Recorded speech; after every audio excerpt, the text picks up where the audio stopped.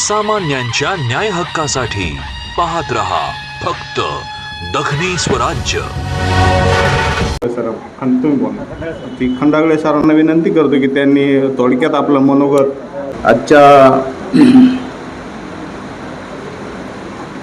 जालना ग्रंथोत्सवाचा आजचा हा दुसरा दिवस आहे आणि आजच्या या दुसऱ्या कार्यक्रमाचे अध्यक्ष श्री तांबे साहेब, प्रमुख पाहुणे म्हणून आज लाभलेले आमचे मित्र गुलाब पाटील, सुभाष कोळकर साहेब, डी बी देशपांडे आणि जालन्याचे जे ग्रंथालय चळवळीचे म्हणजे बहुतांशी जे ग्रंथालय जालन्यात सुरू झालेत त्याचे प्रणेते म्हणून राजेश राऊत आणि ग्रंथालयाचे जिल्हा अधिकारी श्री ठाकूर साहेब आणि सर्व संयोजक आणि इथं बसलेले तळेगावकर मॅडम आहेत, तळेगावकर सर आहे आणि अजून सर्वच आमच्या वाचनालयाचे अध्यक्ष आणि वाचनप्रेमी.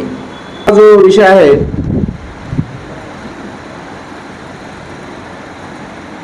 की सामाजिक जडणघडणीमध्ये ग्रंथालय चळवळीचं योगदान, तर हा विषय अत्यंत महत्त्वाचा आहे आणि सामाजिक जडणघडणीला मी तर म्हणतो समाज, त्याच्या अगोदर व्यक्ती आणि अनेक व्यक्तीचा, अनेक कुटुंबाचा किंवा अनेक लोकांचा समूह आणि मग नंतर समाज.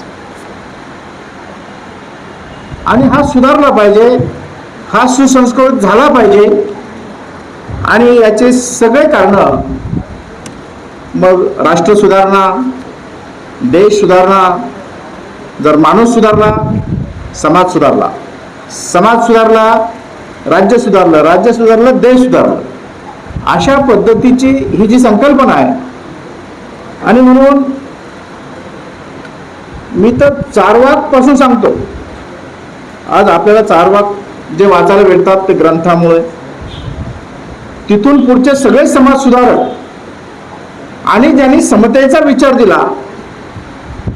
आज आपण जे राष्ट्रीय पुरुषांचे कॅरेक्टर, त्यांचे चारित्र्य जो असतो आणि त्यांचा आदर्श घेऊन आपण जे पुढे वागतो हे फक्त आणि फक्त ग्रंथाचं योगदान. आणि म्हणून माणूस आणि समाज आज तुम्हाला जे दिसतंय हे फक्त ग्रंथामुळेच दिसतंय. आज माझं ठाम मत आहे, याला दुसरं काहीच विषय नाही. आपण लहानपणी शाळेत जातो, शाळेमध्ये देखील जे आपला गुरुवर्ग असतो, शिक्षक वर्ग असतो, तो आपल्याला हेच धडे देते संस्कारांचे. कशातून देते? ते सुद्धा पुस्तकातूनच देतात. तेच पुस्तक वाचतात, ते पुस्तक घेऊन आपल्या विद्यार्थ्याला शिकवतात. म्हणजे लहानपणापासूनचा जो आपल्यावर संस्कार टाकण्याचं जे काम आहे तर हे आपले गुरु आणि ग्रंथ करत असतात. तिथून पुढं मग आपण जसं जसं मोठे होतो तसं तसं मग आपली वाचनाची, ज्ञान प्राप्त करण्याची ही जी भूक वाढत जाते. आता ती भूक त्या ग्रंथामधून आपली भरल्या जाते. आता हा ज्याच्या त्याच्या छंदाचा विषय आहे आणि ज्याला त्याला आपल्याला काय करायचे, आपल्याला काय व्हायचे हा ज्याचा त्याचा प्रश्न जरी असला, परंतु बहुतांशात जो पुढे गेलेला समाज आपल्याला दिसतो. मी तर असं म्हणेल, या ग्रंथाचं योगदान ह्या देशामध्ये आणि जगामध्ये सगळ्यात जास्त मोठं जर उदाहरण जर कोणाचं द्यायचं असेल तर ते फक्त डॉक्टर बाबासाहेब आंबेडकर आहे. मग हे ग्रंथ बी आहे आणि त्या काळात त्या दारिद्र्य समाजाची काय अवस्था होती. अहो, इथं माणसाला माणूस म्हणून जगलं जात नव्हतं, इथं माणसाला माणूस म्हणून जगवलं जात नव्हतं किंवा बघितलं जात नव्हतं. अशा पद्धतीची सामाजिक अवस्था होती. अशा पद्धती कुत्र्याला एक मान होता. त्या ज्यावेळेस प्रस्थापित समाज होता त्यावेळेस कुत्र्याला, जनावराला मान होता. त्याला आपल्या दारात किंवा कुठं बसवलं जात होतं.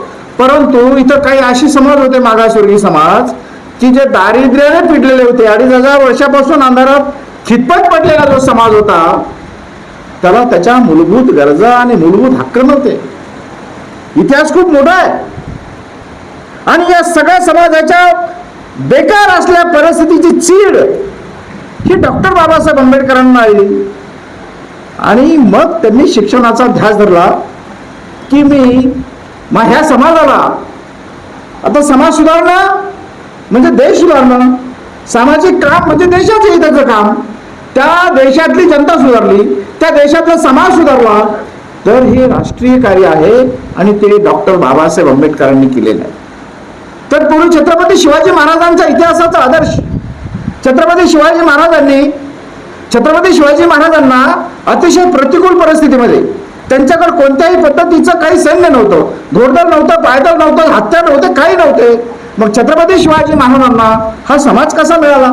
मग त्यावेळेस मुघलांची आणि छत्रपती शिवाजी महाराजांच्या कर्तृत्वाची ज्यावेळेस लोक आणि समाज तुलना करू लागला, ज्यावेळेस मुघलांचं सैन्य यायचं, मुघलांचं सैन्य जाळण्यात यायचं, जाळण्यात आल्याच्या नंतर त्याच्या शेतीशी ते बघत नव्हते कुणाची शेती आहे, ते बघत नव्हते त्या शेतात कशाचं पीक आहे, इथं नुकसान होईल का नाही होईल, कोणत्याही पद्धतीचा विचार न करता ते मुघलाचं सैन्य त्या शेतामध्ये नासधूस करून त्या शेतकऱ्याची प्रचंड नुकसान करत होते. हा झाला अन्याय, हा झाला अत्याचार. हा आपल्याला आजच्या पिढीला पुस्तकातून बघायला मिळतोय. कशातून मिळतोय? ग्रंथातून मिळतोय. आणि म्हणून याचा आदर्श घेऊन छत्रपती शिवाजी महाराजांची ज्यावेळेस तुलना होते, शिवाजी महाराजांचं सैन्य ज्यावेळेस एखाद्या गावावर शहरावर यायचे, त्यावेळेस छत्रपती शिवाजी महाराजांचे 2 सैन्य अगोदर येत होते. तिथं जमीन कोणती खाली आहे ती बघायची, कोणत्याही शेतकऱ्याच्या पिकाची नुकसान होणार नाही. यांना मार्गदर्शनासाठी आमंत्रित करतो. काल त्यांचं भाषण मी खरंच खूप ध्यान देऊन ऐकत होतो. ते काल बोलता बोलता ते म्हणे की पोट भरण्यासाठीच सगळ्या गोष्टी करायच्या नसतात. राऊत साहेब, काल तुम्ही म्हटले की पोट भरण्यासाठीच सगळ्या गोष्टी करायच्या नसतात, पण उपाशी पोटी काही करता येत नाही, हेही आपण ध्यानात घ्यावं. आजचा जो विषय आहे त्या विषयावर मार्गदर्शन करत असताना आपण कर्मचाऱ्यासंबंधी थोडंसं भाष्य या ठिकाणी करावं अशी मी आपल्याला वैयक्तिकरित्या विनंती करतो. आणि यानंतर राजेश राऊत साहेब यांना विनंती करतो की त्यांनी आपलं मनोगत इथं थोडक्यात व्यक्त करावं. या सर्व आदर्शांना विनम्र अभिवादन. आजच्या सत्रातील प्रमुख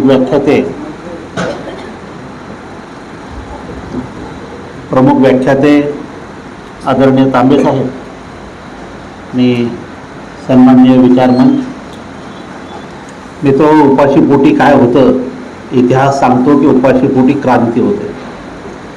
ज्यांनी बदल घडवलाय, क्रांती घडवली, त्यांनी उपाशीपोटी घडवली. एकदा राशन दुकानदाराचे तांदूळ भेटायला लागले की माणसं काही करत नाहीत, म्हणून मागच्या सरकारने ही व्यवस्था आपल्यासाठी चोख केलेली आहे. चालणारी माणसं अंतर कापतात, म्हणजे पायाने चालणारी माणसं ही अंतर कापतात आणि डोक्याने चालणारी माणसं हे ध्येय गाठतात. तर ग्रंथालय चळवळीनं आपल्याला काही दिलं असेल तर हे ध्येय गाठण्याचं साधन दिलं आहे. आम्ही या क्षेत्रामध्ये अनेक वर्षापासून काम करतो. ग्रंथालय क्षेत्रात काम करत असतानाच अनेक आपले पदाधिकारी काही राजकीय क्षेत्रात आहेत, काही सामाजिक क्षेत्रात आहेत, काही शैक्षणिक क्षेत्रात आहेत, साहित्य क्षेत्रात आहेत. मित्र, हे मोठे आजचे जे साहित्य संमेलनं जे आज चालू आहेत, अनेक शहरामध्ये जे व्याख्यानमाला चालू आहेत, हे प्रोडक्ट आहेत ग्रंथालय चळवळीचे. ग्रंथालय चळवळीतूनच हे स्टेज निर्माण झालेत, हे मंच निर्माण झालेत. मित्र, ज्यांनी ग्रंथ वाचले, ज्यांनी ग्रंथालयात जाऊन अभ्यास केला, त्यांनीच क्रांतिकारी आंदोलन केलेत. जग बदलण्याचे, दिशा बदलण्याचे, समाज बदलण्याचे, सामाजिक समता प्रस्थापित करण्यासाठी, आर्थिक समानता प्रस्थापित करण्यासाठी, राजकीय समानतेचे हक्क मिळण्यासाठी, उदरनिर्वाहाचं साधन आपल्या हक्काचं आपल्याला मिळण्यासाठी, आणि जे माणसाला जगण्यासाठी हक्काने अधिकाराच्या गोष्टी आहेत ते आपल्या पदरात का मिळत नाही यासाठी आवाज उचलणारा जे विषय असेल तो संपूर्ण विषय ग्रंथालय चळवळीतून निर्माण झाला असं माझं मत. ग्रंथालय हे अनेक विद्वानांचं एकत्रित संगीकरण आहे, संग्रह आहे. अनेक जाती धर्माचे महापुरुष, अनेक जाती धर्माचे म्हणजे असं मी म्हणतो की डाव्या विचाराचे आणि उजव्या विचाराचे सर्व विचारवंत एकाच ठिकाणी तुम्हाला पाहायला मिळतील, नाही का? या ग्रंथालयातून निर्माण झालेली चळवळ आहे, ती चळवळ आजही साहित्य संमेलनाच्या नावानं जिवंत आहे आणि भविष्यातही ती राहणार आहे.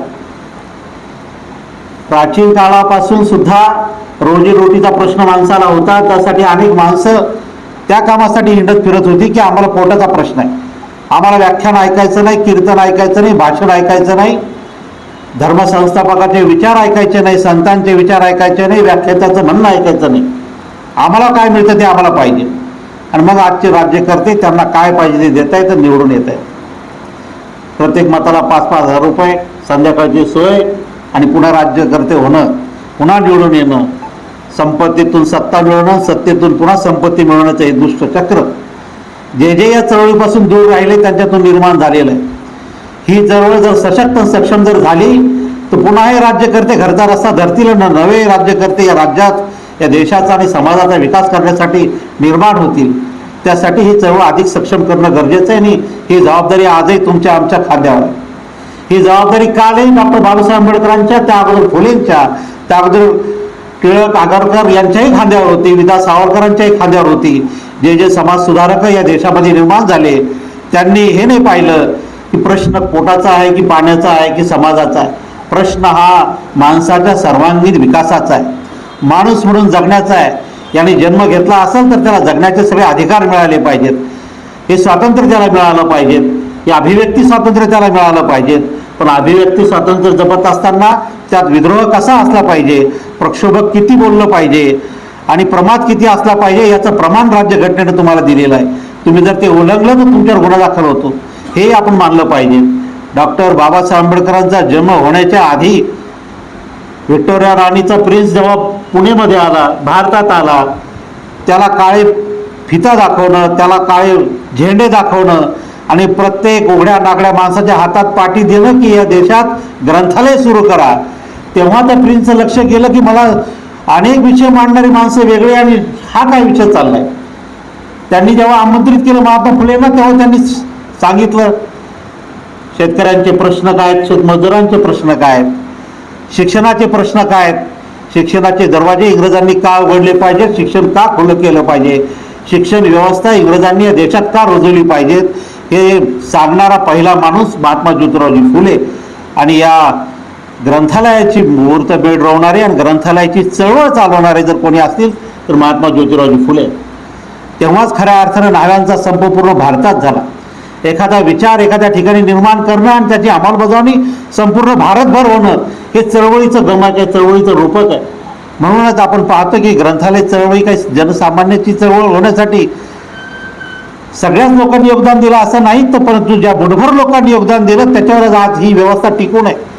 समाजाची नैतिकता आणि नैतिक धर्म जर टिकून जर असेल, संतांचा विचार, धर्मसंस्थापकांचा विचार, राष्ट्रपुरुषांचा विचार आणि माणूस म्हणून माणसाचा जर विचार कोणी केला असेल तर या ग्रंथालयानं आणि ग्रंथालय चळवळीने केलाय.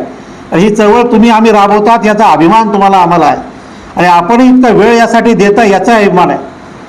तुटपुंजा पैशावर चालणारे ग्रंथालय जरी आपण नेटानं चालवत असलो तर त्यातून एक विचार देत आहोत. आत्ताच आमच्या मित्रांनी सांगितलं की माझ्या ग्रंथालयातून PhD झालंय, PhD धारक निर्माण झालंय.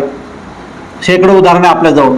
अनेकांच्या ग्रंथालयातून अनेक डॉक्टर, इंजिनियर आणि कलेक्टर, SP तयार झालेत. आपल्या ग्रंथालयातून झाले. सगळ्यांनी येऊन लिहून ठेवले की या ग्रंथालयात मी घडलो, या ग्रंथालयात मी जात होतो. हे उगाच नाही आहे. या सगळ्या जी प्रशासकीय यंत्रणा आहे त्यात जी चांगली माणसं आहे आणि जी राजकीय व्यवस्था आहे त्यात जी चांगली माणसं आहे ती या ग्रंथालयातून घडली आहे, ग्रंथालय चळवळीतून घडलेली आहे. या ग्रंथालय चळवळीतूनच हे साहित्य संमेलन निर्माण झाले आहेत आणि टिकून आहेत. म्हणून आणि ग्रंथ हेच खरे गुरु, ग्रंथ हेच खरे गुरु आणि ग्रंथ हेच खरे मित्र, हे त्या सांगणाऱ्याला कसं सुचलं असेल. तर माणूस म्हणून जर एखादा साधक त्याच्याकडे आला तर व्यक्ती म्हणून त्याचा व्यक्ती दोष जागा होऊ शकतो, त्याला मार्गदर्शन चुकीचं होऊ शकतं. पण चांगले ग्रंथ हे कधीच चुकीचं मार्गदर्शन करत नाही. म्हणून आपल्या ग्रंथालयात चांगलं साहित्य ठेवणं, त्याचं जतन संवर्धन करणं आणि लोकाभिमुख करणं ही तुमची आमची जबाबदारी आहे. ग्रंथालयातील विचार, आता आपल्या कवयित्री आहेत आपल्याजवळ, त्यांनी ज्या कविता लिहिल्यात त्या त्या कविता जेव्हा एखाद्या कार्यक्रमातून वारंवार होणाऱ्या उपक्रमांमधून समाजांपर्यंत पोहोचतात त्यालाच आपण चळवळ म्हणतो ना. जर त्यांनी ते पुस्तक लिहिलं असतं घराच्या कपाटात ठेवलं असतं तर मग ते लोकांपर्यंत पोहोचलं नसतं. आज त्यांचं जे नाव आहे प्रत्येकाच्या माहिती आहे ते चळवळीचं द्योतक आहे.